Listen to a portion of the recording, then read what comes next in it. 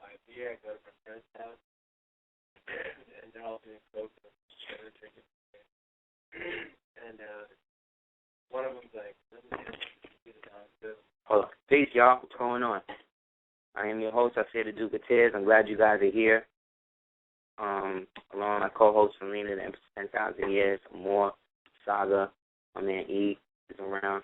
Hope everybody's well. Hope everything has been okay. Peace to everybody in the chat. Welcome again to Moonday Night. We're moving.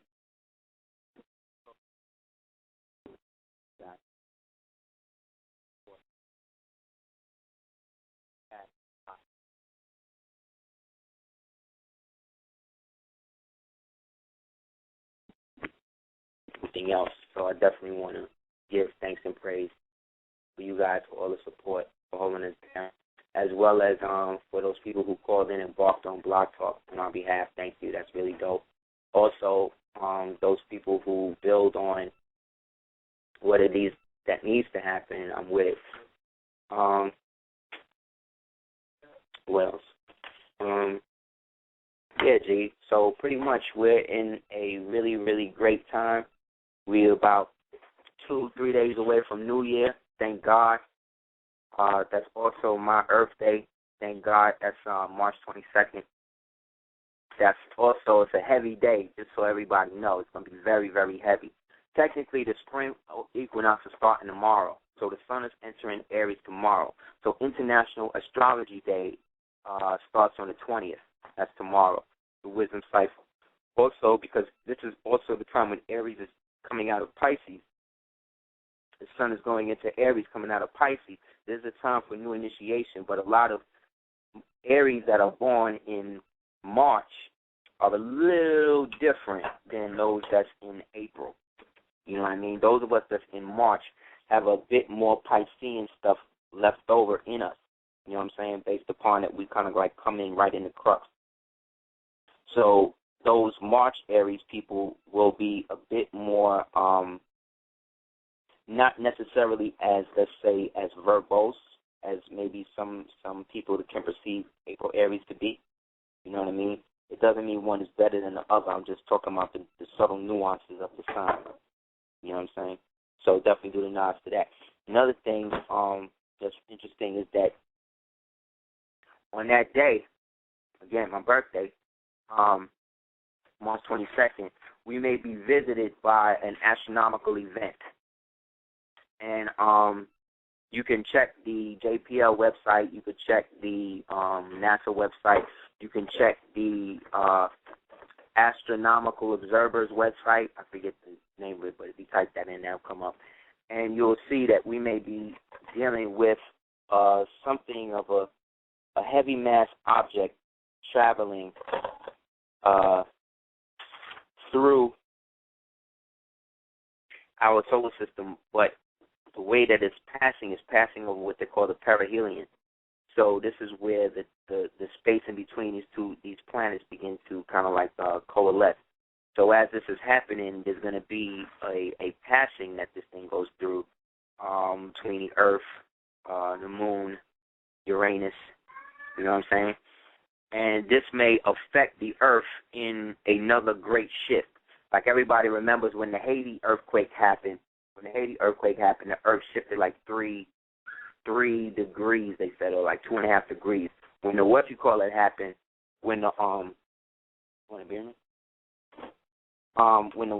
happened, the Venezuelan joint happened, it happened again, and the Earth shifted again, right?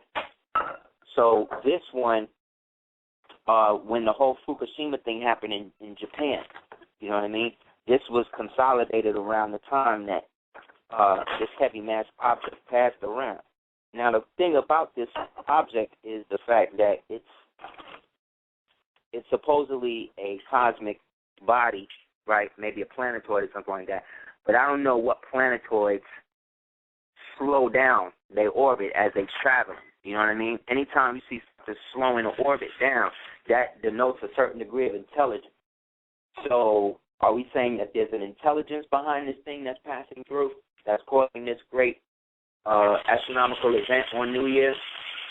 Also, that day happens to be International, what they call Illuminati Day, or Skull and Bones Day, because that's 322.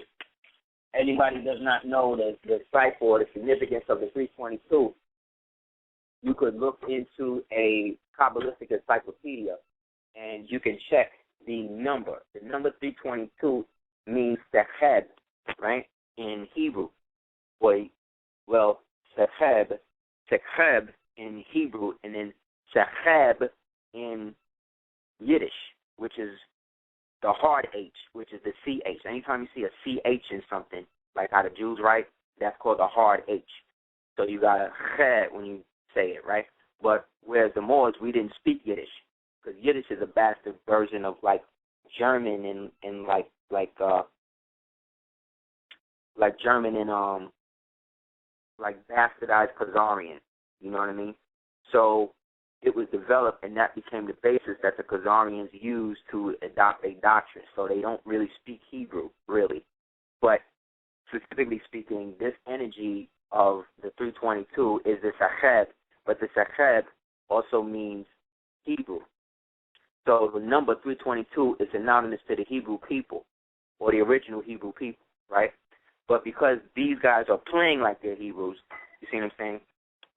They're doing that because they're not really Hebrews, they're Jews, right?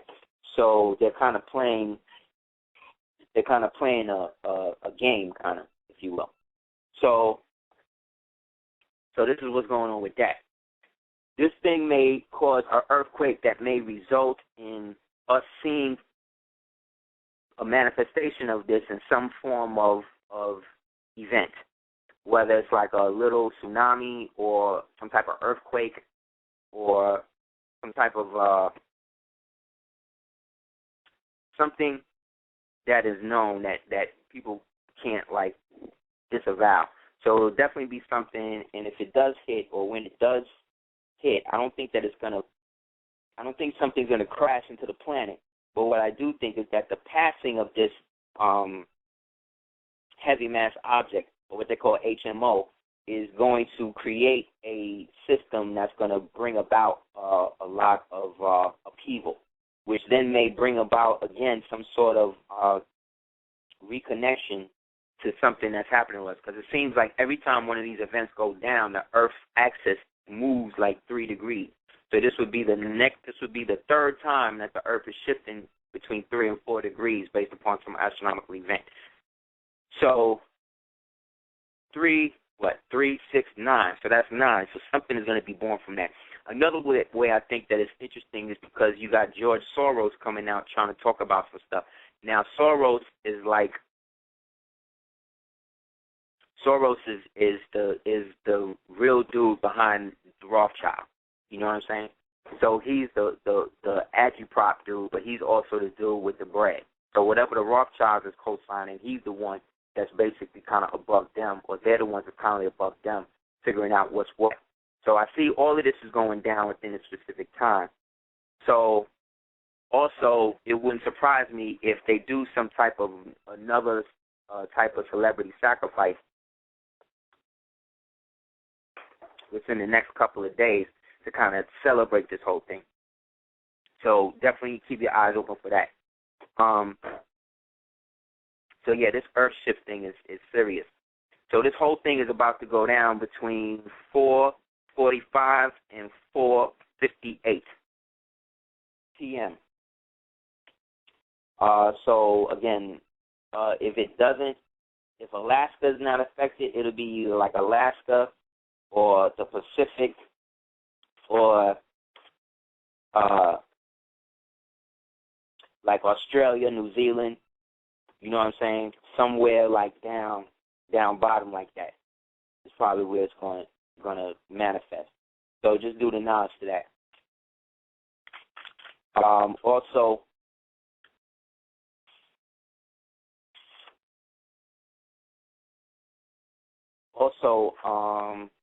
let's see.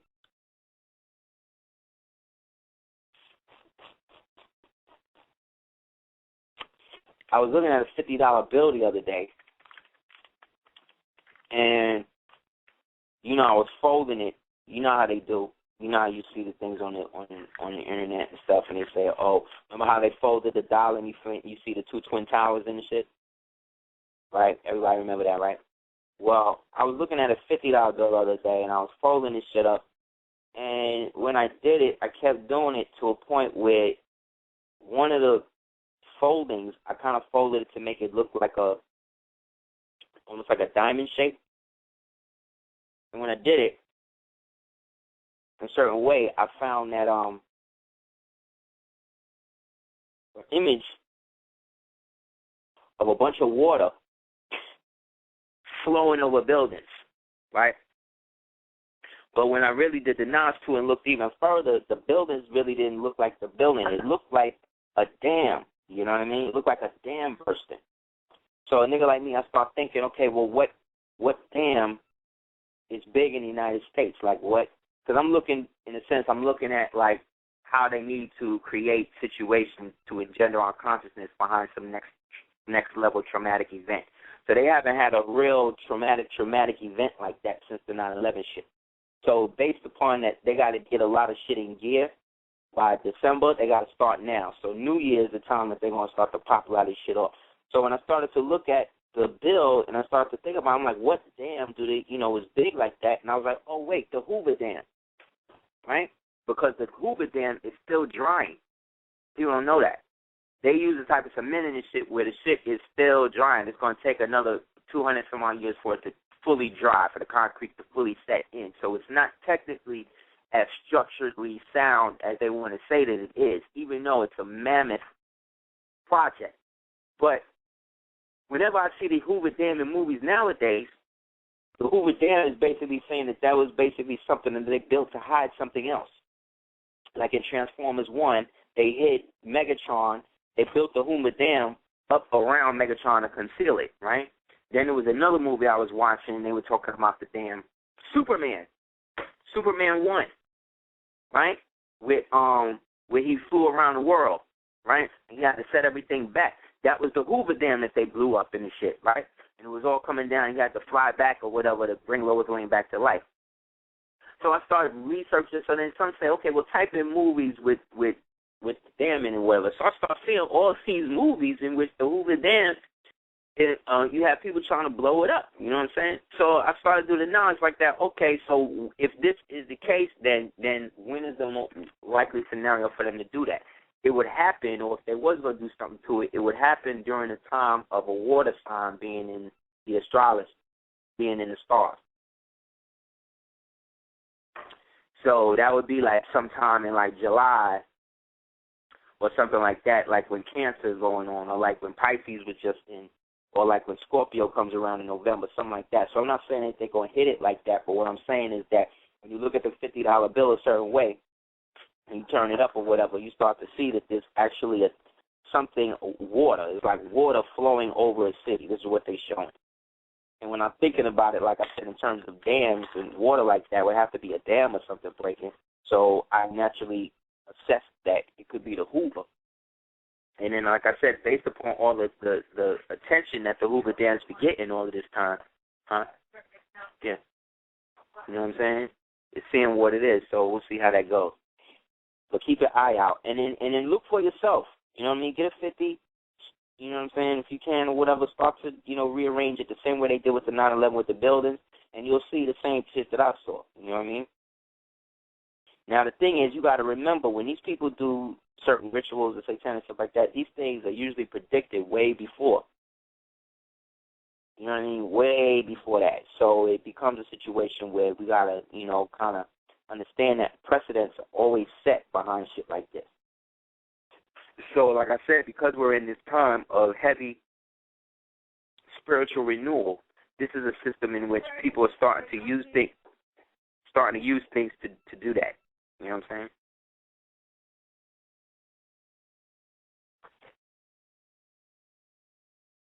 So definitely try to do your own knowledge to that and let me know how you fit, what you guys come up with, because this is shit that I'm just kind of divining on stuff that I've been building on and researching recently that's been coming out. Also, this whole conjunction between Zosma and Skeet, conjuncting up the tail end of Pegasus and all of that, is all part of this new energy. You know what I mean? The same people who built Mount Rushmore is the same people who built the Georgia Guidestones. It's the same people. You know what I'm saying? Like, you tell me when you or I could just go somewhere on some land that don't belong to us and then just erect some shit and pay somebody and then have these things erected, put there, and nobody know where they came from. Imagine that. That's how you know it's a G involved with that. And of all the places to put these damn Guidestones, why would you put them in Georgia, right? Why would you do that? Well, because Georgia, in their knowledge, right, or in their cosmogony, represents Atlantis, or an aspect of Atlantis, because, you know, you have Atlanta, Georgia. And due to the situation, due to the amount of time that they have taken to procure a certain homogeneous type of mind state in Atlanta, right? Because Atlanta is huge, you know what I mean? It has like 159 counties, you dig what I mean? And some of them is as big as like 4 square blocks, you know what I'm saying? Some of them, and some of them is huge, you know what I mean? Like Gwinnett and places like that, huge.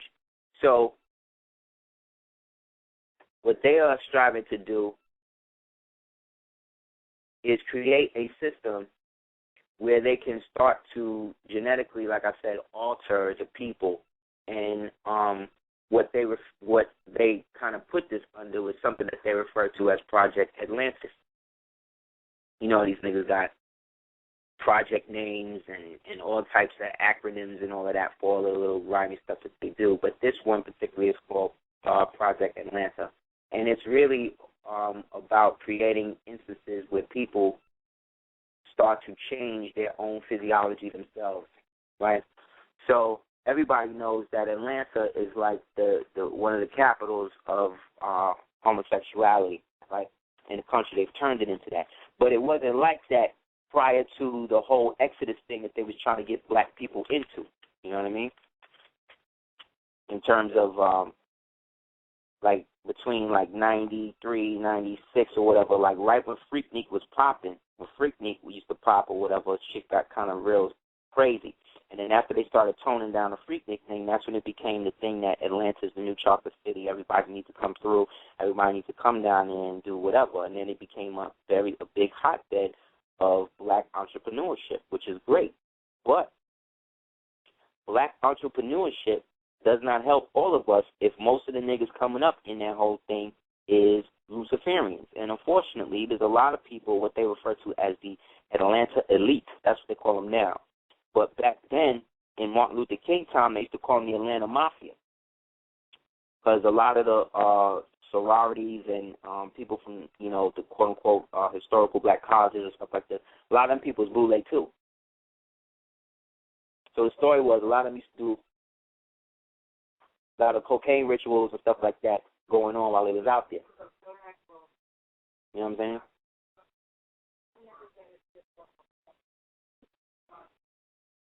So I'm saying all that to say, a couple of years ago they were telling black people down there that they wasn't going to have no water. Remember?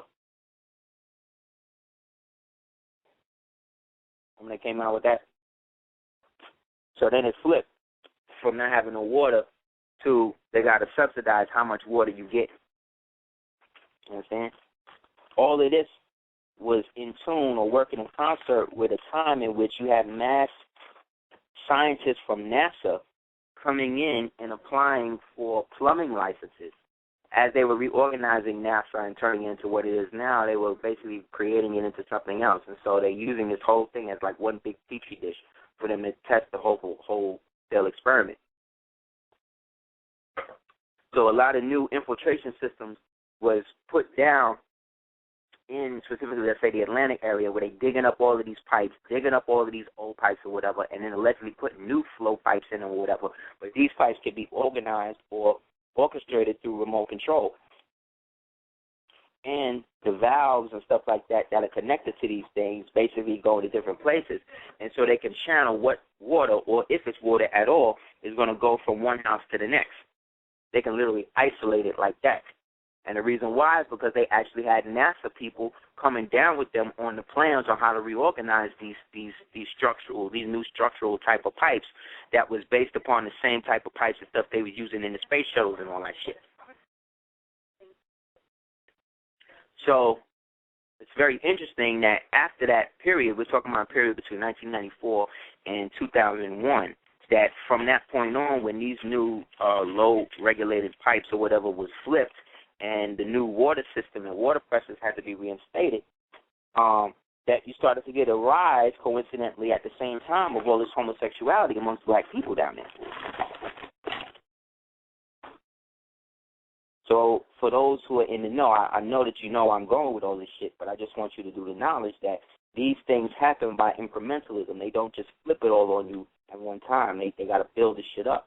And it be little things that they put out in the story that when you put together in the grand scheme, you see how this is affecting everything.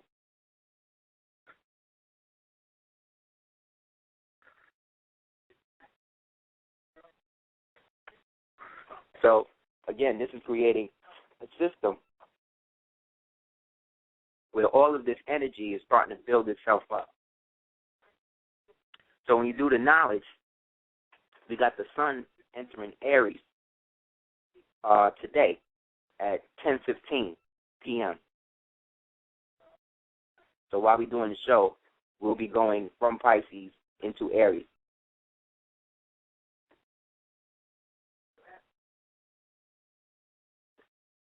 So again, what this means is that we're at the time now where the motifs of everything is starting to become more and more new. So at 10:15 tonight, going into tomorrow, all of the flowers, all of the trees, all of the grass, all of the stuff is going to click online and then start to become more lush and more vibrant. Because as natural law exists, natural law is always on its own schedule. But that schedule is so dope that you could create a whole society around it, which is what we did. But now that society has been supplanted by another society that's acting like it's the original one. And so the consistent level of us divining what's really going on with it is allowing us to ride that wave into this new sphere, because this basically is going to be the last new year of a 25,000-year cycle. You understand what I'm saying? You are in the last, March, April, May, June, July, August, October, November. You're in the last phase. Let me rephrase it. We are in the last 9 to 10 months of a 24,896 rounded up to 25,000 year cycle, which means that after December 21st, technically we're supposed to be going back to the year 0. So you see why this is such a monumentous thing for these people and us.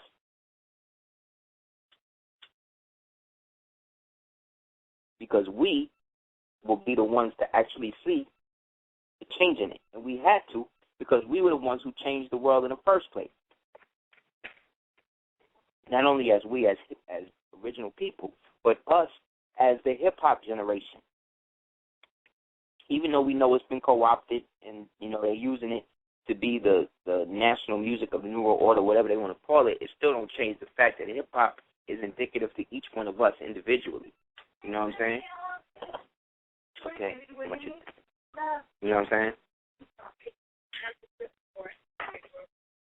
It was closed. We opened it. You know what I'm saying? So all of this stuff is coming down at once. So case in point, you start to see a rash of sacrifice and killing that is affecting original people, specifically children. So everybody heard about the ritual killing of Trayvon Davis, right? Then you hear about the killing of the little girl in Chicago who was playing dolls on her front steps. Someone came up, blasted her, and then proceeded to blast 6 other people. Okay? All of these attacks are attacks on the future of our people and our genetic bloodline. Whenever they sacrificing children, because when you really do the knowledge to old school, let's say post-occultism, or let's say pre-occultism of the post-modern era, you'll see that a lot of the ritual sacrifices stuff that they was doing back in those days, I'm talking about, let's say, during Victorian Europe, was really centered around them. Was really centered around their means to ally their government with some form of occult practice that would allow them to internalize everything and basically take people over.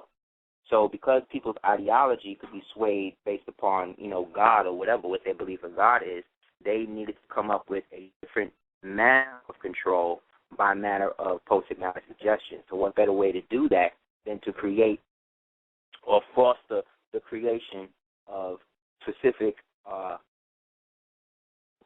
literary and Freemasonic orders that would allow them to have a greater extent over the metaphysical practices of the populace that they may have been trying to rule over.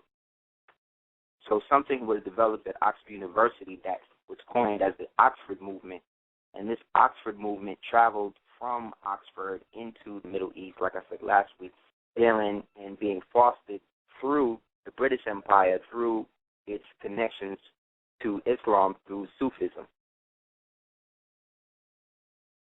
Not Marabouts Sufism, which goes back to the original Marabout Moors, Marabout. That's the original. The Sufism that these dudes is dealing with is the Sufism that's coming up out of so-called Persia,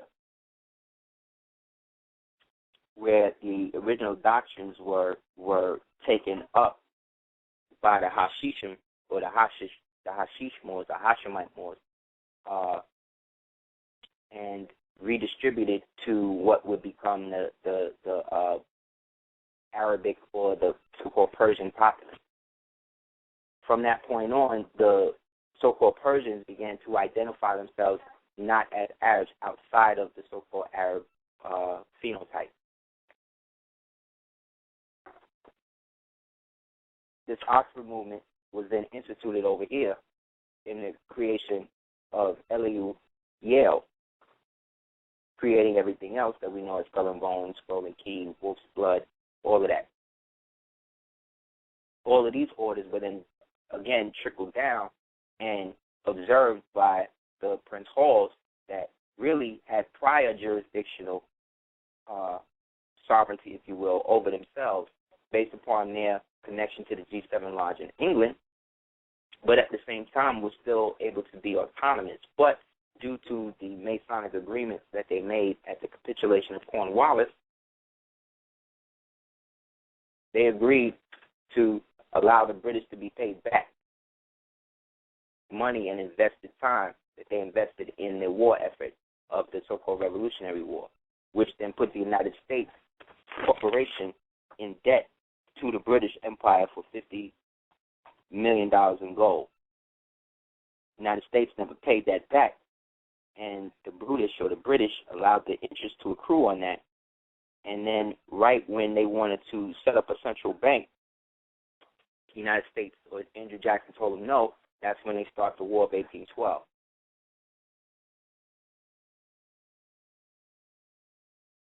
The key to destroying any nation is to destroy that nation's essential economy after you alter the diet of the people. So the staple diet of us as original people for the past 150 years has revolved around the scraps, if you will, of the animals, specifically like the pig and stuff like that. But again, the pig and all of that was used specifically by those traders who were seeking to take the original people out of their real self. Like in Spain, like in Granada, like under the Moorish Empire, you could eat pig so long as you wasn't a Moor. In traditional Islamic Moorish habit. But if you was like a Franciscan more, you can eat pork all you want.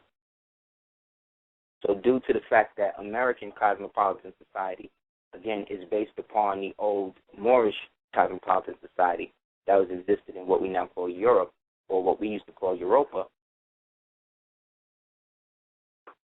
this becomes the premise of the great melting pot over here.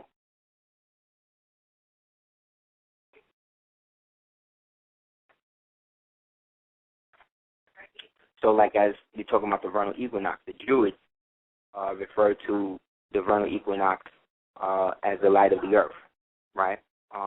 Whereas each light represented a gate. So there's the north gate, the south gate, the east gate, and the west gate. And there were potentates under our own dominion that was put or were put in dominion over each one of those so-called gates, because these gates into these places represented a different form of dominion, even though it was consistent with the overall dominion that we had. But again, the more we downgraded into the material, the more we had to defend the material world we were then creating. So because at the same time we're talking about this new moon in Aries, you got Chiron transiting in Pisces, you know what I mean, which is a time that would urge us as people to look at the ways in which our spiritual lives are not being enhanced by our environment. You know what I'm saying? Look, it's a time to look also into the untapped aspects of yourself, things that you've been thinking about doing, but you, for some reason, haven't done them yet. This is the time for you to initiate them under this new moon in Aries, because Aries is what sets everything off. It's the head. So this is you as a physical being, as a physical, non-physical being, being put in a position to reanimate everything that you left here, because you and I know that this is the real New Year. So those people who were, let's say, celebrating the what do you call that? The Gregorian New Year in January in Capricorn, and everything is still cold, but it's now going into a deeper hibernation phase before the spring. We're celebrating somewhat prematurely. With those of us who know that this is what it is, this is the time to make everything new and actualize everything. We get to see the true fruition of our work. It's like running a race against somebody who always beats you, but then you keep doing it and keep doing it. Eventually, you beat them. The story of the tortoise and the hare.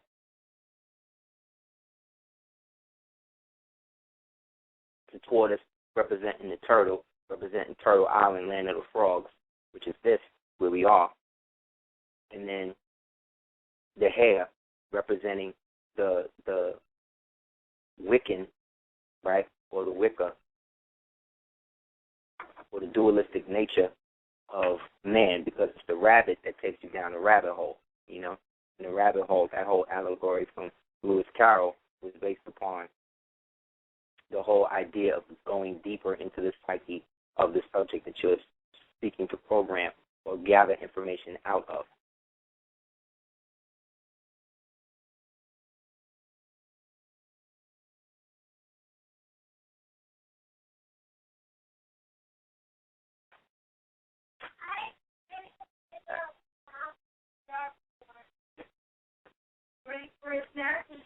So essentially, we've gotten to a point in our history where we're able to rechannel and redistribute all of the negative karma that was accumulated or accrued by our people from a specific time, you know, which makes it great, because that means that essentially all cosmic bets is off.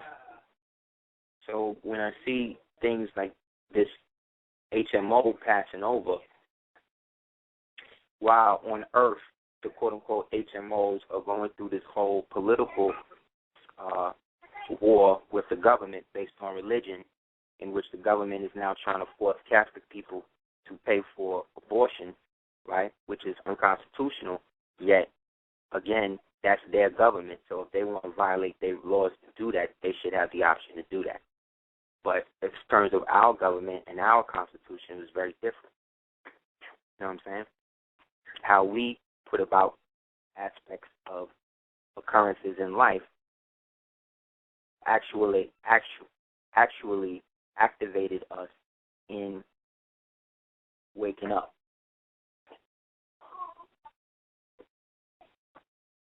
So the worse things began to happen, or the worse things offer us, the more we seem to be coming into the idea that these things are not supposed to be like that, whereas maybe 10, 20 years ago, we didn't necessarily have a lot of the knowledge on deck that we have now. But let me take that back. We had it, but I don't think it was being conveyed in a manner for us to fully realize the cosmic potential of us as a unified people spiritually. So before we can collectively get to a situation or an ideology that we're going to accept, we first have to accept what that is going to be protected by in the astral. This is where the priesthood came in. You know, like we're at a stage where we are not or have not established a unified priesthood that represents all of us, whereas the devil got that in the form of the Pope and the Vatican. Because there's pictures of the Pope and Pope bowing down and praying to religious imams, Baha'i imams, like anybody. They don't care because it's not so much about the religion. It's about what the religion allows them to control and foster in the society that is adopting them as God. So anybody then who is, let's say, a Catholic worships the Pope as God, and Mary, or as one of the gods in the four-way between God, Mary, Jesus, and then the Pope, who is really supposed to be the vicar, which is the manifestation of all three, which then makes him a demonically possessed host. Because anybody who is under or who has given themselves over to something other than themselves has willingly allowed themselves to be possessed by whatever it is they are worshiping. The devoutness and the piousness that is being manifested by whoever is worshiping whatever they're worshiping is coming from them. But what they are doing is taking the transliteral concept of what a book tells them that this God is, and then applying what that book and their interpretation of that book and what God is into their life. So then that means that it's still you that is working the ideology to make it real. You understand? It's still you waking up every Sunday, going to church, buying church clothes, going to lunch after, all of that. It's you that's, reading the Bible, buying the candles, lighting the stuff. The word is there to inspire you, not to inspire God, because God has already inspired everything in all of us at once. The true and living, you understand? But the true and living is a manifestation of an archetype that was put forth in the form of arm, leg, arm, head. But that does not necessarily mean that then that God is just Islamic. You understand? Just because I equated it as arm, leg, arm, head, which is Allah. All of these are components of one consistent energy that really manifests out of the same energy, which is the ignition of the carbon.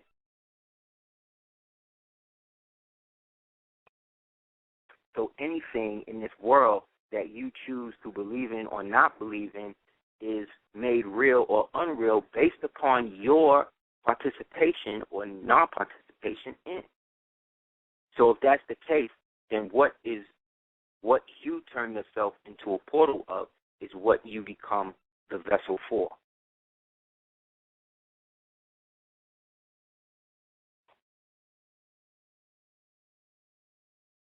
And so when the prophet was speaking as Allah as Lord of all the worlds, he's talking about all of the alternative earth and multidimensional realities and frequencies that we exist in simultaneously without the perception of, but the deep intuitive knowledge of the fact that these things exist. You dictate your level of involvement and how much you're ready to understand or accumulate at a given time. So depending on where you at is going to depend upon how much you can relate to or not relate to in this society or the people that you participate in the society with. Therefore, school and basic education in its primary sense is really just about indoctrination. It's not about developing the individual. It's not like school is, Charles Xavier School for the young and gifted. You know what I mean? It's not like that. It's the opposite. It's to teach you to further disassociate yourself from society and anchor yourself more into material reality by being confronted at a young age with the blatant contradictions of it and then still being forced to conform. So what we knew hip-hop as is totally different than what these kids know it to be now. Just like how parents knew disco was is totally different than what it became in the form of how it was adopted into hip-hop. But the same way hip-hop could be adopted to many, many styles, it can be adapted to specific modes of control and octave frequency, which puts people in a state of control. And it's not controlled by saying, hey, I want you to do this. So, of course, Nicki Minaj can go on TV and say, oh, well, I don't tell girls to wear pink this and pink that or whatever. No, she doesn't. But what she does is write songs about how dope it is and how anybody that's not doing it is not hip and not cool and is not really dope or whatever. But really, subliminally, what this is saying is that it's not beautiful to be a human. It's more beautiful to be a closet archetype created by Klaus Barbie, which became the foundation of the Barbie doll. Because the Barbie dolls were people like Natalie Wood and Marilyn Monroe and Elizabeth Taylor and these other women who were under the control of Klaus Barbie, a Nazi, of course, and a programmer. And to celebrate him, one of his descendants, who started a company called Mattel, created dolls that would then help perpetuate this to even infants. The archetype that they were trying to instill in the mind of the, American populace. Because the endangered species, in reality, is really the white woman. Like, as much as they're killing us, as much as we're killing ourselves, there's still more of us than them. And there'll always be that. The reason why you still, and certain people still call themselves minorities, is because when they think of black people, they just think of black people in America. Or when people from, let's say, the island or whatever think of black people, they only think about those people in their island. But when white people think about black people, they think about anybody that's black. You understand? They definitely have their fetishes, you know what I mean, which ones they can adapt more to their reality. Them Africans and stuff. They treat them more like pets, whereas we are more like vermin. You know what I mean? And so they perpetuate that idea to other darker-skinned people who are just as black, if not blacker than us, but because they're trying to be seen as favored or favorites, as the old term was, or familiars, as the old term was, or boule, as the modern term is, they become sycophants and become, let's say, bootlickers or ass kissers to the Caucasian phenotype.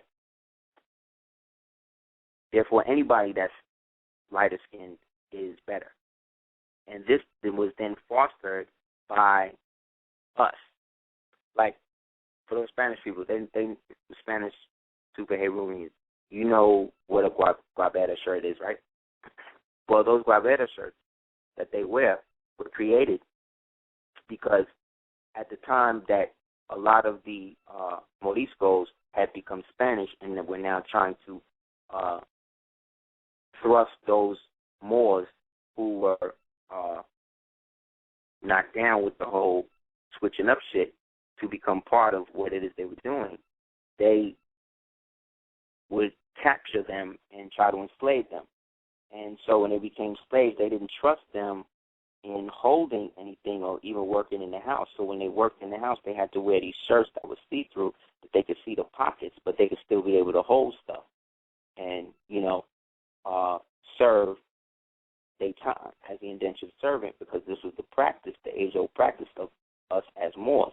This is where the Maroons and these people came from. That's why when certain, quote-unquote, black original people came through and was trying to do stuff, they began to bang on them. And then when the Maroons set themselves up, they had to distance themselves from those blacks who were coming or trying to get freedom under the designation black or slave or Negro or chattel or contraband.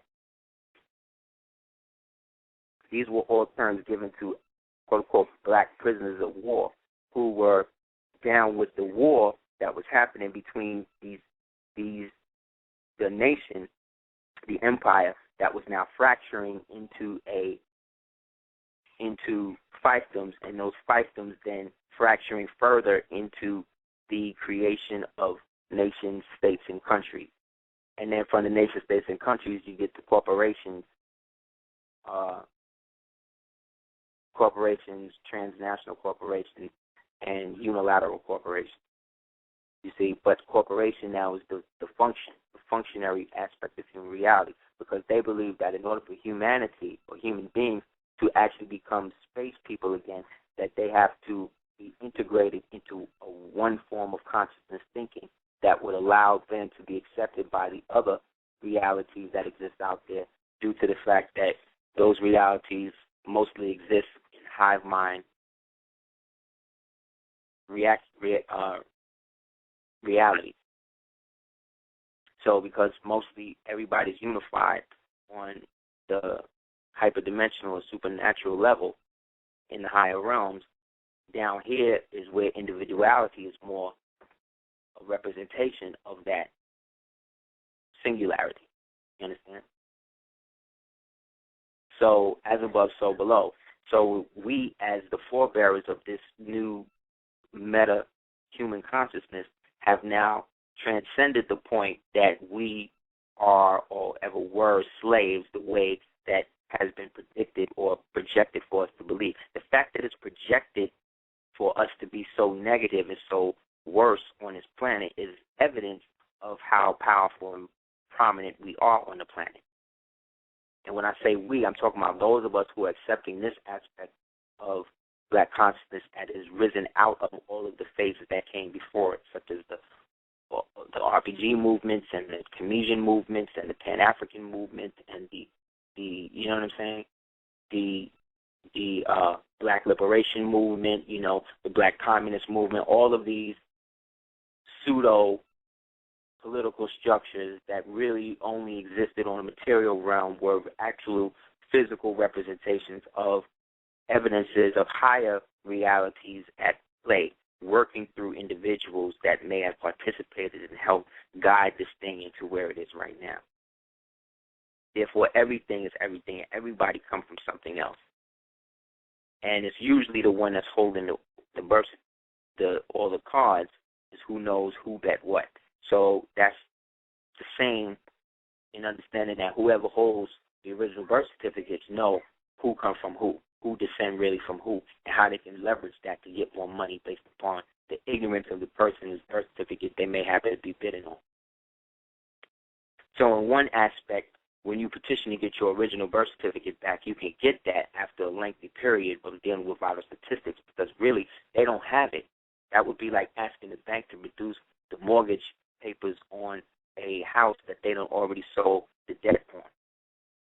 They just got to store you. They can't really tell you that they have it, because if they just come out and tell you that they don't have it, then that would be fraud. And you could report them to the Security Exchange Commission. So instead, they got to act like they got it and keep you coming back to the journey and hope that where you somehow fall in dishonor, and then you become victim, and now they can flip it on you. The only way to win in court is not to go. You know what I'm saying? The only way not to go is to have so much shit mailed to them people before you get there that when you get there, they just offering, they just walking you out. So it's like you walk in, they talking to you, you walk past the place, you know what I mean? You see the judge, you just keep walking, and then you walk right out the back door and keep going. That's how we're supposed to be able to have our shit. That's how it's really supposed to work. That's what Noble Drew Ali was talking about when it said if you speak in a mild mannered tone, mild-mannered tone with gentle knowledge and intellect, you will receive a favorable reply. That's a code. He's speaking to you in code. You know? But a lot of these people deal with him from the perspective of a mystery god. You don't realize that he's an avatar for us as Moorish people. He's the only avatar for strictly Moorish people that ever existed. So the same way people pray to Jesus and people pray to Buddha and whatever, he's an avatar who, while it was on earth, was the one that laid out a foundation and a genetic connection between you, the ancient world from over there, the ancient world from over here, God, and all of the religions that came out of that due to you being the physical ancestor of everybody. And this is proven in our blood type as the O positive or the O negative in our genetic stock. Because you got to work in hypothalamus. Your hypothalamus don't shut down at 8 years old like these white folks do. And they want to tell you that it don't, and they'll come out with evidence and all that, and it's not true. It has to, because the actualization of the hypothalamus kicks in the same way that the baby gets vitamin K when the baby come out, but they still want to give you the vitamin K shot in the baby eye, or the vitamin K drops in the baby eye. It's the same way that they want to preemptively put in shit before the real shit kick in. Because once the real shit kick in without any inhibitor, you understand, you're now more likely to gain positive melanin activation within your lifetime. Like it's our generation in which Francis Cress Wilson and Richard King and Booker T. Coleman and all of these great Brother Big Men and all of these men came out and was talking about the specific properties of melanin and what it could do. Dr. Sabi, Laila Africa, all of these dudes came out and dropped it, what it could really do. We internalized that. So when I watched those books, those people, and I read those books, and I did the research after that, and I began to do tests on myself with melanin to see if it was reactionary like things were saying. And I'm seeing that it's real. It clicked. It was like, okay, this is what it's really about. And this is evidence of why all of this is going down. They don't just hate you just to hate you. Since when the white man do anything, first of all, since when the white man do anything where he couldn't get something else out of what he did it for? Never. Just like we're one place the white man went and he never go back. The moon, right?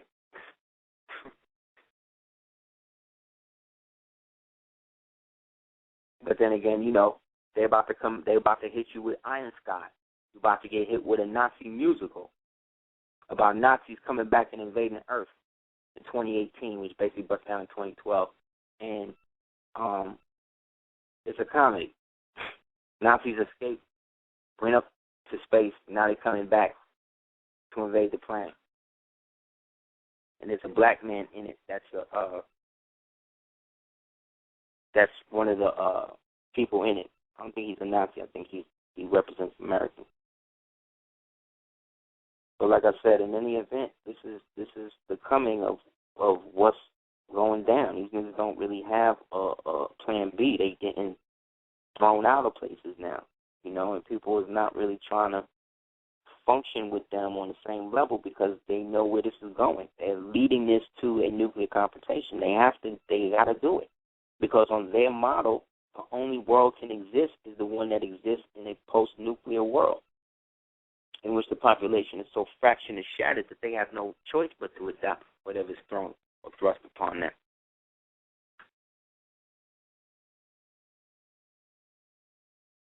Like every time I see these black men and black women just playing themselves with these white folk for money, no respect, no integrity, it's a personal attack on you. Why is it whenever something happens to a black man, it's like we all is the purpose. We all did it. Like we all feel responsible. But white folk, it ain't like that. Black folk make excuses for white folk in that way. And then I got to deal with it on a racial factor because the only reason why I got to say that we the original people is because these niggas came out and said that we not. They done now came out with another quote-unquote missing link ancestor, and they put this nigga picture up. It looked like Obama. They done made the ape look like Obama. Saying we done found another one from 40,000 years ago, and he looked like, like an ape man, but this Neanderthal looked more black for some reason. But the image that they drew looked like the president. And this is how they playing him. You understand? But he ain't going to get them hit. You know what I'm saying? You know what I mean? He ain't going to do nothing to them unless they say something about the real niggas that's running this shit. Hitler Reed, Petraeus, Suzanne Powers. You know what I'm saying? All a part of the whole physiology of the great beast, or what they refer to as the shadow government. So by the time they try to flip the secret president and make him the same way they got the black pope, the white pope and the black pope, they got the president and they got the secret president. Bet you ain't never heard that. Secret president is the one that is the real one that's running shit on deck. So secret president is the one that's really focusing the foreign policy to be steered along the lines of the new American century model that was worked out and facilitated at Iron Mountain. All of those protocols are based on a contingency that were connected to the Ultra and Naomi programs that were meant to retard the physical production of melanated people in a positive basis, as according to the Northwoods document said. So, from the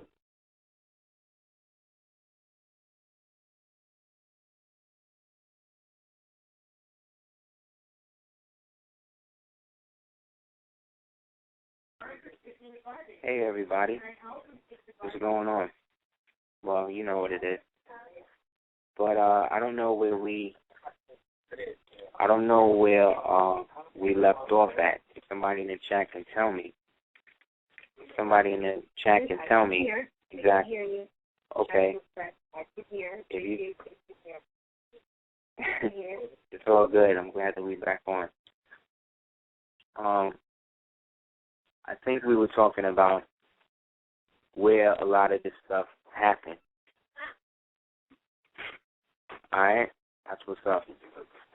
So I think we ended off where I was saying how the melanin itself begins to actualize in us, and they found through intense study that it generates into what they refer to as junk DNA. But this junk DNA is psychoreactive to whatever we put or expose it to. So if we expose it to negativity, it has to find ways to adapt the negativity to its overall functioning principle. And if that functioning principle, let's say, is to get money, then that becomes the mode that it follows because it's a command. So like when you hear people say like, get money, or fuck bitches, or fuck niggas,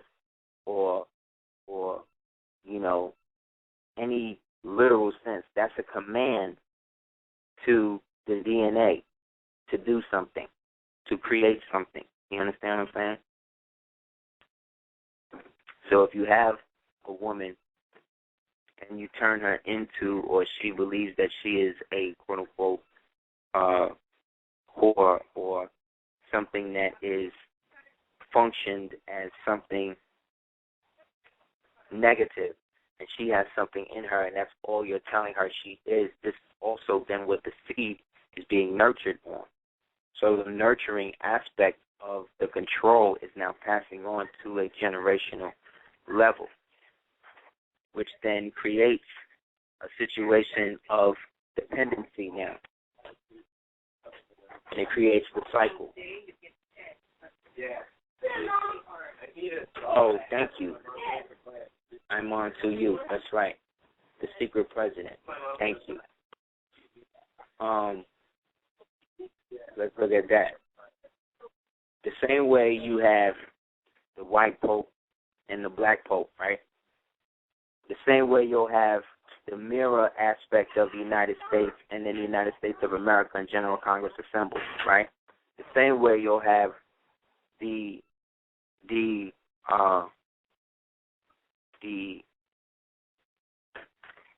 appearance of something and the reality of the thing is the same way you'll have, let's say, the president and then you'll have the secret president. So the secret president is the secret president is really the president that makes the decisions that the real president basically follows and acts out.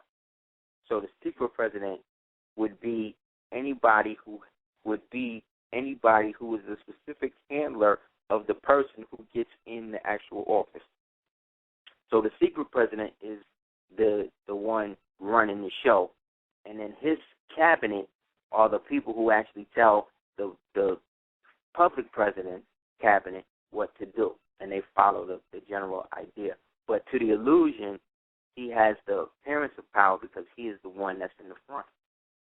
But everybody knows that in any Masonic lodge, which the United States Corporation is, if you think about it, it's really just one big Masonic large slave colony, right? They will have the one that's in the front and then the one that is not. You have to, because in any Masonic painting or picture or allegory, the student is always the one that's in the foreground of the picture, and the master is always the one that's in the back. This is how it's always been. This is how it's always run, because that's how we did it. That's how we did it for them. So well that they did it to the point where we don't even remember how we did it. They don't remember neither, but they were followers of the instruction based upon whatever Musa put in them at the time of them coming into the human family through the form of integration, becoming human. They adopted it. They understood technology on a fundamental level. So when you see images of black men walking across the sand, that is an allegorical image of original people that allows them to do the knowledge. You know what I'm saying? Family trust us together? No. No? Okay. But he said it didn't work anyway. The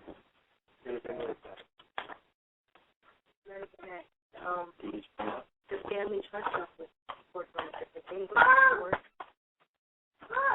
Okay, if you want to do that. Did you ever ask?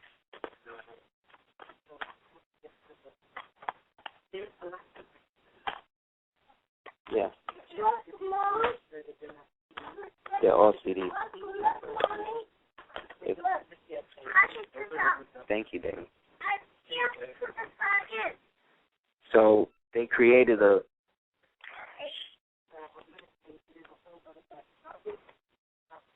Sorry, guys.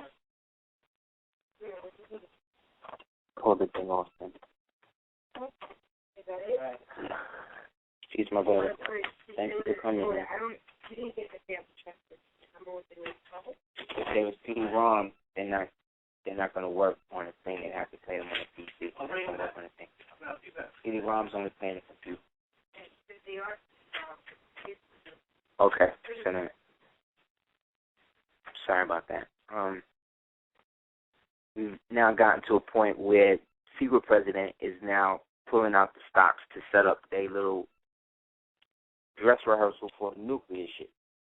So here in the States is going to play out in these Occupy movements and the people who have participated in them being the first ones really being swept up in whatever purges they try to do after they pop off whatever false vaccine they want to do.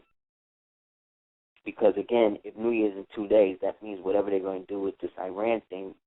Remember, 2 days ago on the 17th is when, on the 18th, what's today?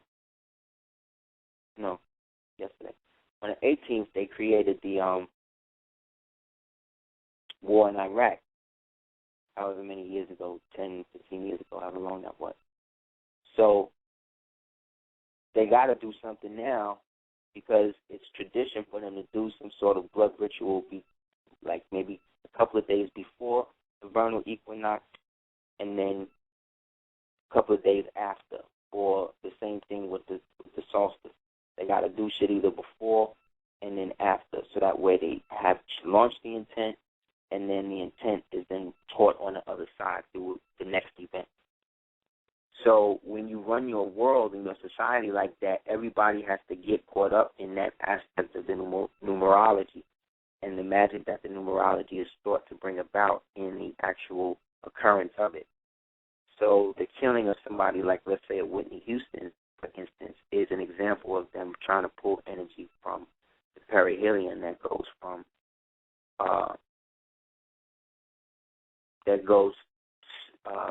one aspect of the planet to the other through the ecliptic. So killing somebody on one end and then killing somebody else on the other seals the breach of whatever it is you've injected them in the aspect of the death. So some people, in the form of ritual, like let's say when they had Whitney upstairs in the party, and she was in the tub, and whoever was going in and doing whatever rituals or saying whatever shit on over her, these are messages in the ether space of the vessel, meaning Whitney, that was brought in. You know what I'm saying?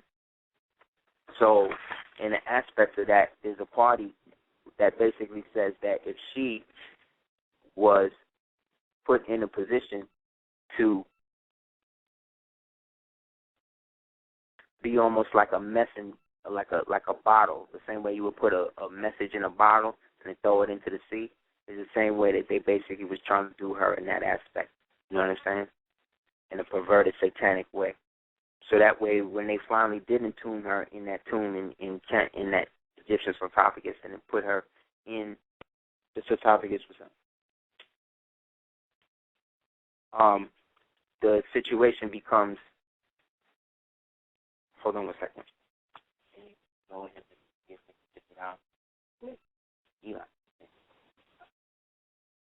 So it becomes a situation where people become stressed or static in how they become physical, where people become more prior or more connected with whatever intent that they're trying to inject in everybody else. You know what I'm saying? So the satanic thing has been going on way longer than we have paid attention to it. But once we started paying attention to it, we started to see it in everything. But it, as a symbol, is really there to manifest a reality that represents something that needs to be stopped collectively by those people who are socially in the know. But those people who are socially in the know, a lot of us are on some new age spiritual shit, which is really fake, which is really some fake transhumanist, new age crap that really says that you got to just accept things as they always are, and how white folk is basically just always in a position to give you something better amongst yourself. So they got to adopt your baby. So they basically created a cycle where all we got to do is have them, and then they take them from us. And then, so what's the difference between now and quote-unquote slavery? If, you know, when in an aspect that they know that it existed or didn't exist, what's the difference? There ain't no difference. There ain't no difference between what was going on in 1856 and that now. It's just now you have something called jail that everybody basically just agrees that people can be dehumanized because of whatever crime they did. But a lot of these people who are committing these crimes are people who have had crimes committed against them, and people who have been abused and raped and all that shit with themselves, so they don't really have no knowledge.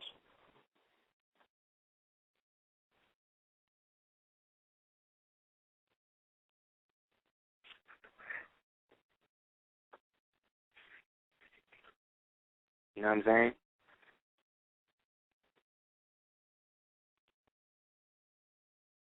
So, again, people like, that's a great example. Somebody mentioned on the chat room, Deepak Chopra. Deepak Chopra, these dudes, these are all the dudes I'm talking about. These are all the red-haired monks, the Tibetan New Age psychologists that came and were influenced by the Dalai Lama, who was a plant for the real Dalai Lama, who is the youngest political prisoner, or was the youngest political prisoner in the world. He might be 13 now. He's the movie The Golden Child again was made after. And he's the one that this Nazi Dalai Lama, who came up with a Nazi named Heinrich Heru, created the Nazi Party from during his 7 years in Tibet, which became a movie that was put out and acted over by the next Nazi, Brad Pitt. But I'm not supposed to feel like this dude or these people is not still the same people because they're allegedly doing shit in Africa. What does that have to do with anything? So just because somebody gives a bum $1 don't mean that the person that gave him the $1 is a good person.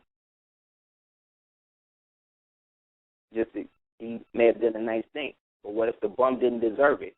Or what if the bum was an asshole, took that $1, added it to $6 or whatever, and bought for $20 and bought some crack and an OD? Then what? That's the person, the nice person who gave him the $1 fault. It's only that person's fault if he chooses to take the blame for that.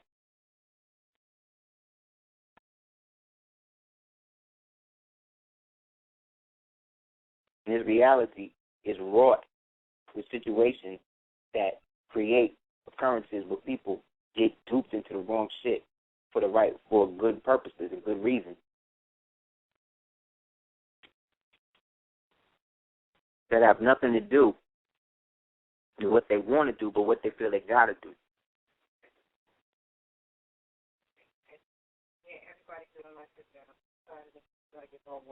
Exactly. So they say, yeah. The Queen told me what one of the Sunday from the chat room said, how like, wow, everybody's doing lectures now, so it's like on some like real watered down shit. It's going pop, exactly. It's going commercial. That's how I don't know it's about to be some sort of CNN special or some type of shit to try to bring niggas into the mainstream so that way they could find a way to start to make money off of it on a major level and marginalize those people that's not down with that shit. Hold on.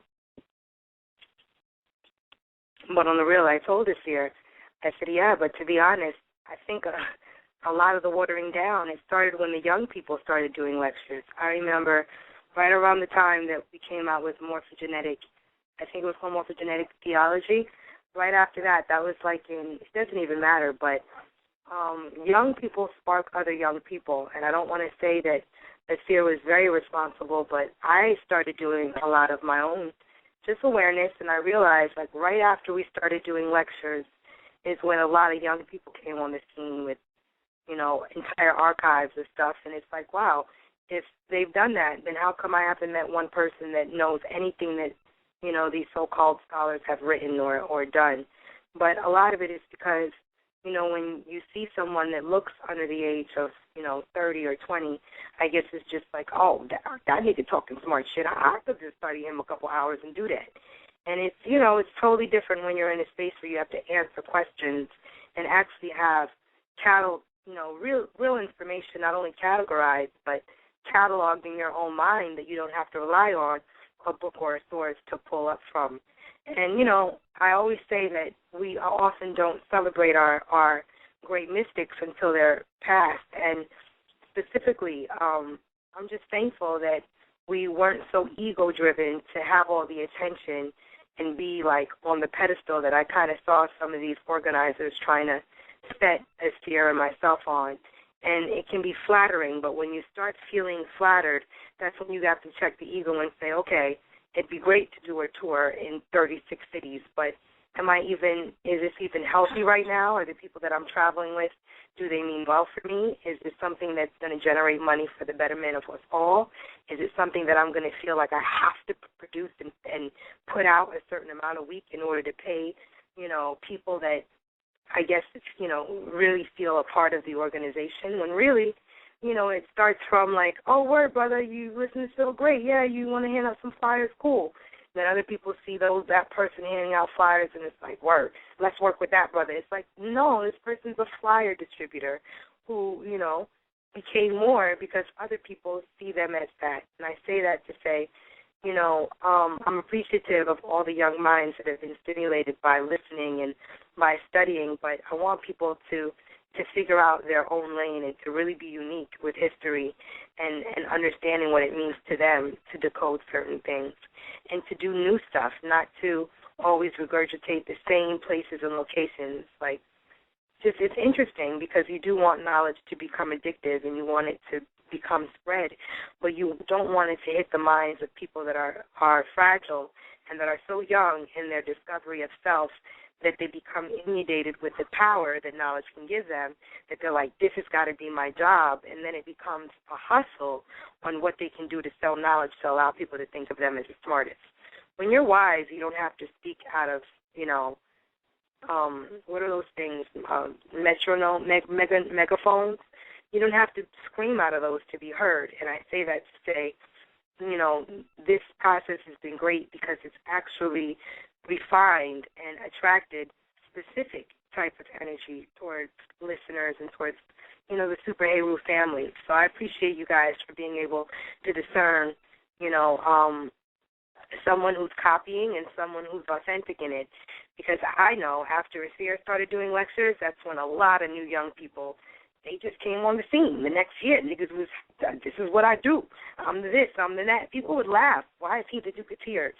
Because this shit really came in a dream and in a reading for him, and he understood the tiers and the levels of knowledge, and he said to himself, you know, I don't want to be a king or the Duke title is important because it's one who's always in constant search or pursuit of knowledge. It's not to, you know, have all the airs. So I remember that, and people, you know, oh, funny, the title. And then next year, 3 to 5 people have different titles that are resembling that. So I say that to say, you know, let's be inspired from a real core root of wanting to take it further, and let's celebrate those young geniuses that do exist that are putting out great stuff. And unfortunately, certain elders that I thought would be there, they just don't even support because I think they realize that, okay, I can't control it, I can't make money from it, I can't have him under me, therefore we're not going to support it. But it's whack. It's really whack to certain elders that could learn from Aseer. You know, someone who's going to be 39 this year would rather be like, whatever with that young nigga. Like, no, he was one of the first that thing. It's whatever with all the other young niggas that really don't know what they talking about, but get supported because we want to let Aseer know that he ain't the only one that's capable. And it's whack when black people in our own families and communities will be almost like, let's create competition just so that people can't focus on, you know, someone who's not going to sell them a dream and make them believe that, yeah, you know, I got all this popping, but I can't maintain my own crib. Like, it's certain shit you got to watch out for. So, you know, I'm just thankful that this process has allowed everybody to become more refined and to raise their bar, their level of expectations, because I can't ask people for $1,000 for nothing just to be a part of my group. I can't. It's something in my spirit. If I'm not giving a product or giving something that I would pay for or that I would consider is worth it, that I could consider being a real part of my archive or library, then, you know, you shouldn't charge people for things unless it's a given product. So I say that to say to people, please be careful with who you give your money to. If it's just for an idea or for a card, then really think about it. But more than that, thank you for supporting true history and true knowledge. And the ones that are really doing the work never really have a whole team around them. So much love to the listeners, and please sign up for class this Wednesday. That's how we actually lecture. We've been doing it from our home just to, minimize on all the competition and drama and craziness, and to really attract people that are really interested in categorized information. And I say all that to also say that I have been taping them.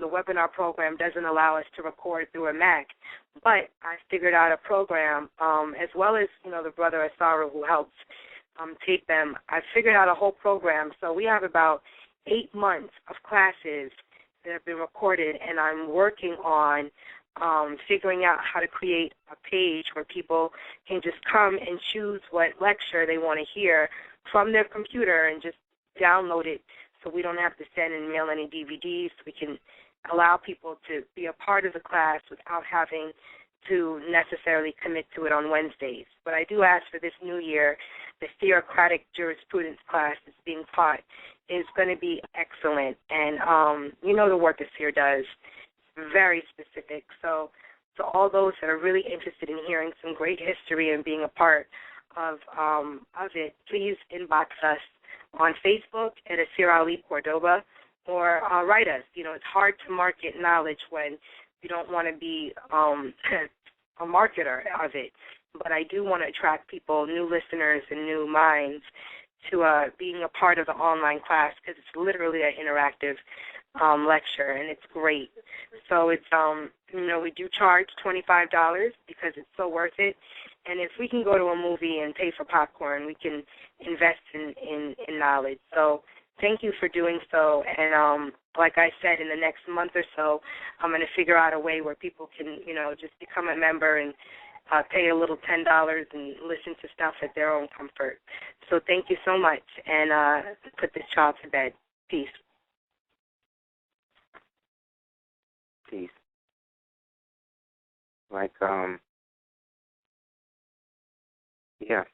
Everything that's kind of going on is a celebration of a lot of different things, but it's also, like I said, an aspect of the society that has to be produced.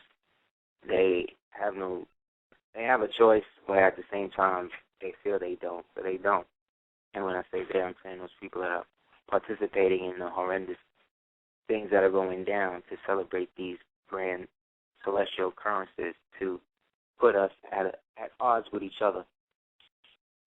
And how we, unfortunately, may at times internalize that and misconstrue or take things the wrong way based upon where we at. So here we strive to maintain a medium of balance that allows us to say exactly what we want to say, but in a manner that's not necessarily meant or directed to any one individual. I'm talking about all of us, including me. You know what I'm saying? Because we're all works in progress. And whether we like it or not, we're all not where we want to be, because that is the good aspect of human condition that we signed up for when we chose to incarnate physically. So I'm not going to get upset that the car needs 4 wheels to drive. I'm going to just make sure I got enough money to keep it on 4 wheels. You know what I'm saying? Just like you don't get mad at water when you get a burn from water. You just want to get rid of the burn. You know what I'm saying? Because you understand that water is an inanimate object, but again, water holds intent.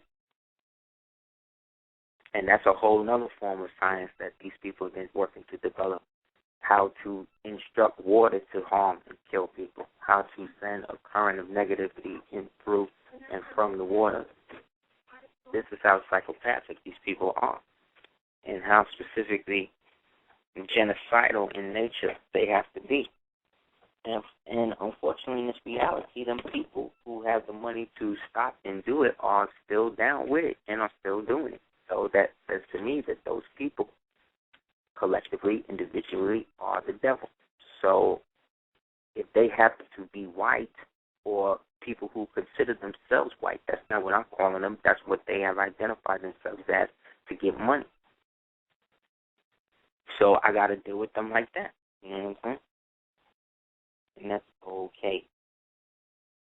But don't get mad at me or you for doing that. You know what I mean?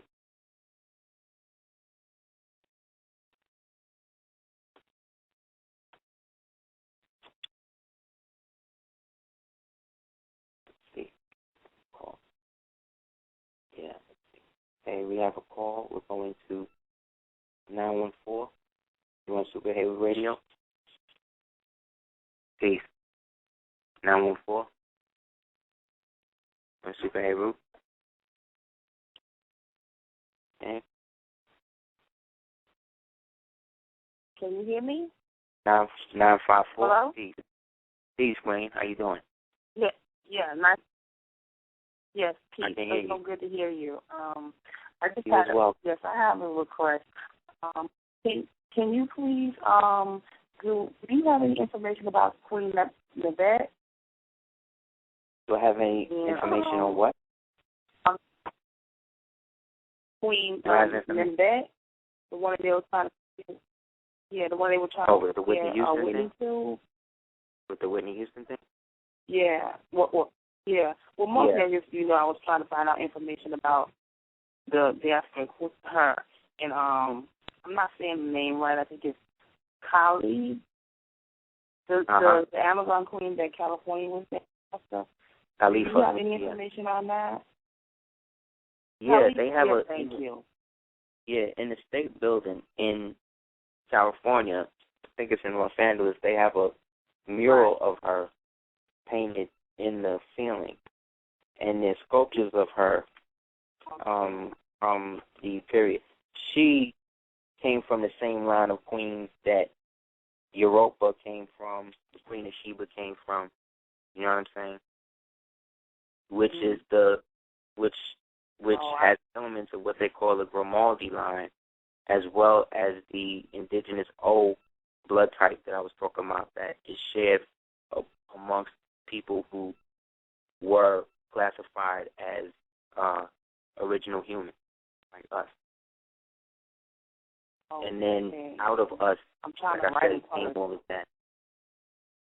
Nemes Bastet, though, she was from the New Kingdom period, and as a priestess of Amen, she was venerated in what today they call the Valley of the Kings, which is surprising due to the fact, again, that she wasn't necessarily a queen, but it shows you that in death, everybody was kind of like on the same level, you know what I'm saying? Where not only was the pharaoh buried in that grave, like everybody that's dead was there. So it's not like in Western theology up until that point, as I'm saying, how they can do something that reflects a lie that they told earlier. So the lie before they found them as Bastet crown and that whole Whitney ritual was that the Valley of the Kings, or that there was a hierarchy in terms of how our ancient ancestors kind of like separated themselves from the rest of the people. But now in seeing that from her excavation now, and then from them flipping the ritual where they wanted to put her back, taking Nemes Bastet mummy out, and then put the Houston body in this casket, and then burying her back in, and then burying Nemes Bastet and Whitney Houston casket. This is the type of sick shit that they do. But because we don't have nothing in our society that really deals with this, we're not seeing the aspect of time manipulation that they're working with. We did a tape, a lecture, a 9-hour lecture once called What the F? And it basically was about what I'm talking about right now, how they basically discovered that through sexual ritual and intention that they could basically use the black woman as a time machine to keep things at a certain vibration here. And it's reflected on that lecture on your website? Yes, it is. If you go to www.aseer.com, it's on there. And this is evidence of what I'm talking about. We did that like over 5 years ago. So I'm just seeing how it's like, you know what I mean? Like, this is what they are doing now. And black women, a lot of black women are just giving themselves open to do it. You know? I see. Because they use the racial amalgamation as a form of military conquest. So they have certain fetishes that they have in their society where you have like a bunch of dudes in Klan hoods or with like Confederate flag shirts, and they'll be banging a black woman who is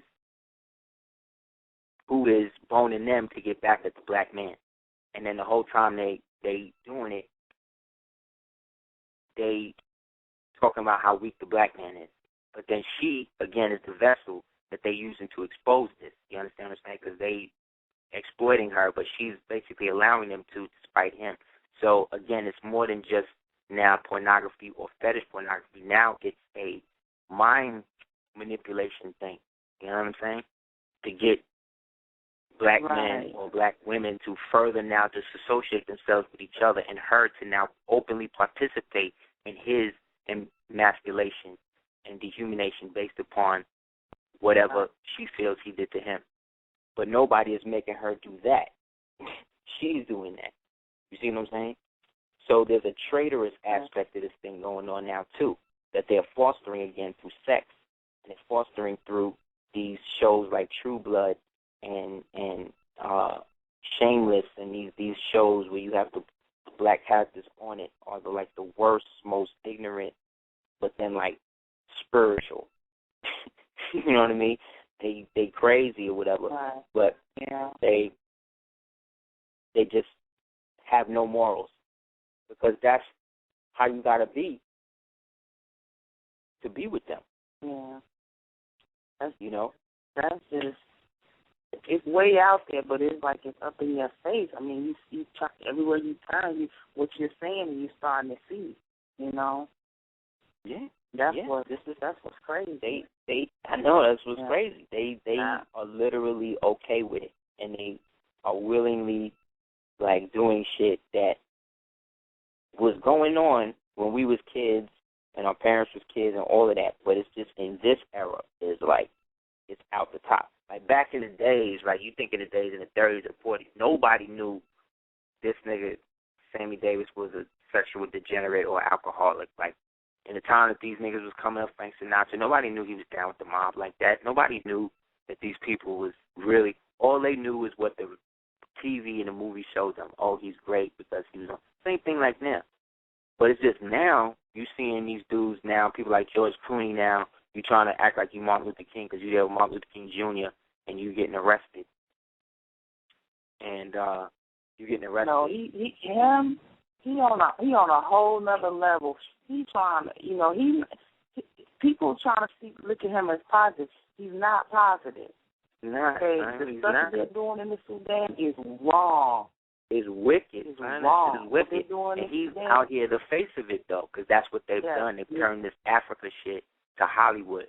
They started with We Are the World, and then Africa came to Nah, they're not. They're going back there and raping Africa all over again. Yeah. They're raping Africa all over again, and they put another face on it. But then too, I don't know how he's doing right now, but Steve Copley was talking about that years ago. He said that they were going to go back to Africa. He said they got to. And sure enough, that's what's happening. Because they go through 20 years. And people are just standing by these books. They go through like 10 years of war. Then they go through about another 10 years of like getting things together and then be peace. Then about 5 years after let's say the 20th year, about 25 years, that's when they go back into the cycle of war again for another 10 to 15 years. This is how they've been running Africa since 1826. You understand what I'm saying? They've been and had these niggas under the strap because they're dealing with old school tribalism bullshit that's connected to all of this Muslim Brotherhood, Al-Qaeda shit that these niggas, the British people, created during World War I and World War II. These are all people who are down with the same thing, regardless of them being Muslim, white, African, whatever. They all down with the same order, and that is terrible, whatever they want to call them. Whatever it is, it's the same devil, man. You know. Yeah. So I appreciate it, Queen. Okay. Indeed. Thank you. And I'm going to try to catch your next. Are you going to do another lecture in Fort Lauderdale anytime soon? Inshallah. Inshallah. A person spoke to me about it today, but I'm going to keep it posted. Thank you. Thank you. Thank you, Queen. Peace.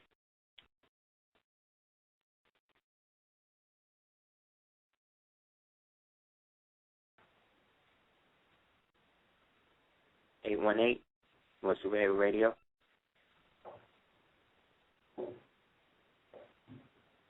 Peace. 818 What's the radio?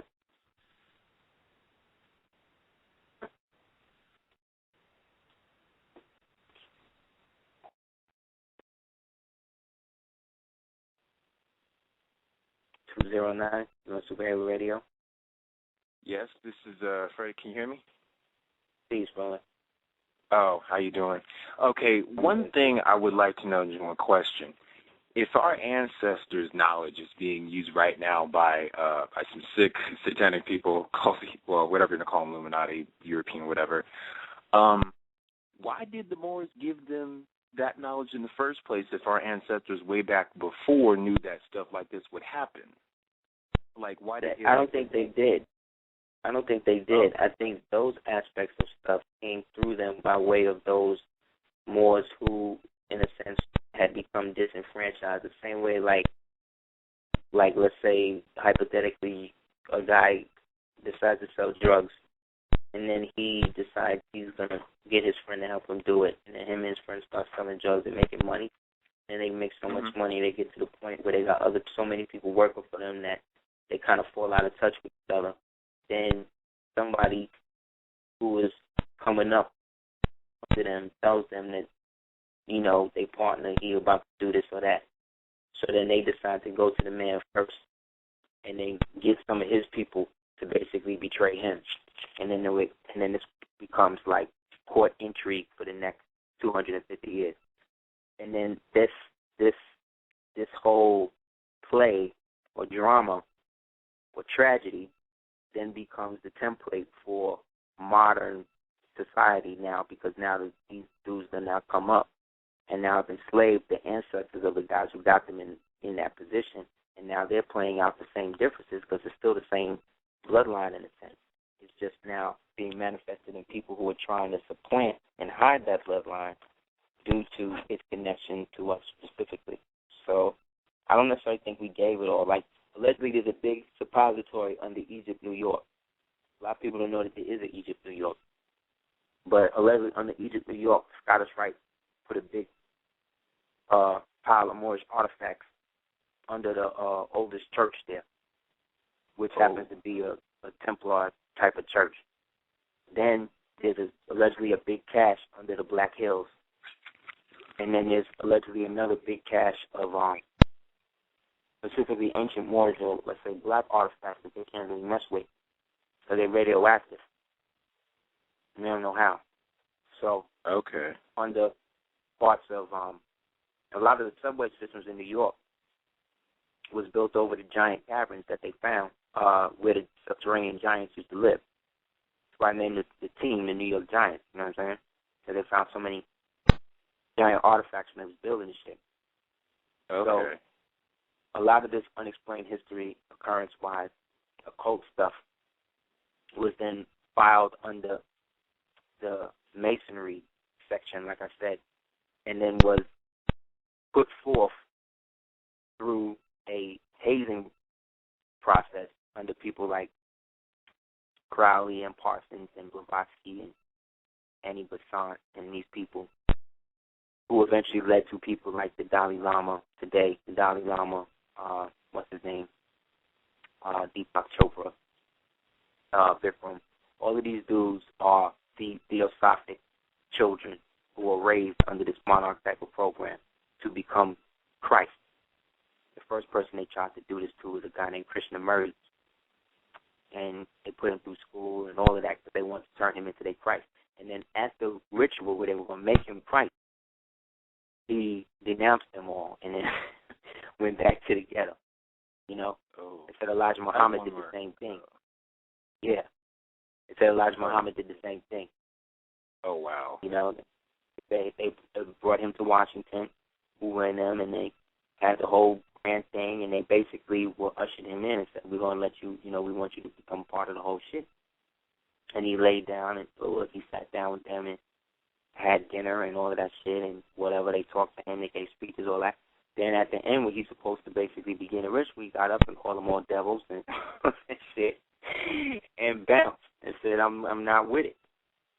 So from that point on, he became a person of interest due to the fact he always used to walk around with this bag, this briefcase. They said that was attached to his wrist attached to the wrist of his aide by a handcuff, and so this became a thing for FBI to find out what it was when you read the documents. So they finally get somebody to snatch it, you know, get it. And then, you know, he didn't use it no more. But then what you start seeing was the people on the Manhattan Project started walking around with this black briefcase with the handcuffs on it. You know, the Manhattan Project was the whole nuclear shit. You know what I'm saying? Yeah. So I had one thing. When they study, as I saw it, because I learned a lot this by if you ever heard the document Hidden Colors, probably have. But when they study like Kemet and the mystery school stuff, and they study our melanin, do they go as far as to study the people that are grafted after us, like the Aborigines, Dravidians, like people who aren't African, but they have just as the density of melanin is just as high? Do they go as far as to study them too? Because they are people of color, but well, they look at them as post-human. So they look at the Australia, what they call the Australoid, as the melanthropy, which is a melansthanocroi. The melansthanocroi is the designation that they have for the Australoid, so-called original people, who were basically what they refer to as P or post-human ancestors to the Cro-Magnon or Asiatic original man, who represents us. Then after us, at one time, there was the people today that we would call the Dravidian people, right, who were then in their grafting process split from the people who they would now call the Hindu, right, or the Hindi, or the Sikhs. And the Sikhs then, through Nazism, created their own system where the white was better and the black was darker. And then those in charge basically started to graft from the Sikh bloodline and not the Dravidian bloodline. You see what I'm saying? So where two Dravidian people get together, they got rid of them, supplanted one of them with an African woman, have a baby with him. Take that baby, have it now with a lighter skin, have it grow up, have it a lighter skin Hindu person. A Hindu person now has a baby. Then they make that baby with, let's say, an albino. That albino comes out, that kid is raised, he's lighter. Now they then take that baby and then made it with, let's say, a Neanderthal baby. This now baby gets together, they have the baby, and then from there now, the trait now starts to look more and more phenotypically like we would look, call people today we would call Caucasian today. Whereas if the ones that was grafted more from, let's say, darker or thicker skinned people, right, African type, are more like the Irish, you know, with the real curly hair, or like the Sephardic Jew, you know what I'm saying, with the thick curly hair, like the brunette. Is that why they were treated like crap? Oh, yeah, because they all come from us. They wasn't considered white until after 1945. Greek people, so they're really Jewish like people, Nubian or something. Okay. They look at them as mongrels because essentially they were Moriscos. The Spanish people were like Moriscos. Oh, so okay. Western white people who was running Europe kind of hated them and the Greeks because they was black, because there was evidence of the Moorish people coming up in there to breed out the phenotypic Visigothic WAP type of white people who would exist there now. That's why they're all darker skinned. Any white person, or person who considers themselves white or European or whatever, on that cat shit, if they got darker hair, you a product of a Moorish union. You understand? If you blonde, you are the absence of that. You understand what I'm saying? At least that's what they want. But see, what happens is the melanin that they breathe in and out of the bloodline comes in every 7th generation, because they can only clone themselves for 7 generations. After the 7th generation, the material starts to decompose in the hemoglobin. So they all start to go crazy. Because most of them is product of inbreeding. You see how they're trying to make Bobby Christina marry her adopted brother. That's the new shit. Because, see, if you let gay people get married, you got to let incest be legal. You got to let polygamy be legal. You got to let bestiality be legal, because there's no limit. Because the system says that everything has to be destroyed in order to get better. You know what I'm saying? So it's pretty much a go for whatever they want to get happen. It's just that it's not going to happen with us like that, because we are not a part of that reality. We're at the bird's eye view of it and walking through it the way that you would manipulate an avatar in a video game. So are they trying to get darker skin, even though they act like they're superior to us? No, well, yes and no. Yes, they want to be darker skin, but they still want to have the mind of white supremacy. Sounds like you know what I'm saying? Yeah, sounds like a Brahmin or something. Yeah. Yeah, because it's an agoric, what they call agora. There's a book you get called Agora at the Left Hand of God by Savoboda, and it really talks about the left-hand path and what they have to do to maintain it and why they're successfully in materializing things in reality by doing this ritual type of shit. And it's really because they've devoted themselves to the utter essence of what it is they become a part of. So it's like you got to keep, so as the Western idea is that you sell your soul once. The agoric view is that you keep selling it. You keep doing it. So you got to, each level of evil you get to is a level of ecstasy that you have now reached in the orgasmic nature of creating chaos to bring about the union of order. This is their perception. This is how they run their society. This is what almost led to India and Pakistan going to nuclear war against each other, which again was a symbolic thing representing the ancient Pakistani gods, Kurdish gods, Moorish gods, against the Islamic gods, or Islam, in the form of Pakistan, playing out through these two people, these two countries. And us being fed the bullshit through the media, which is, like they said in North, Natural Born Killers, weather, but like man-made weather. You know what I'm saying? So it's definitely real. But those are great questions, man. Thanks for calling in. All right, thank you. Peace. So yeah, guys, thank you for the support. Thank you for calling in.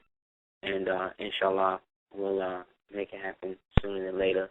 We'll see you guys on Wednesday. You can email us at houseofl@hotmail.com. And you can email me at houseofl@hotmail.com. You can also holler at me at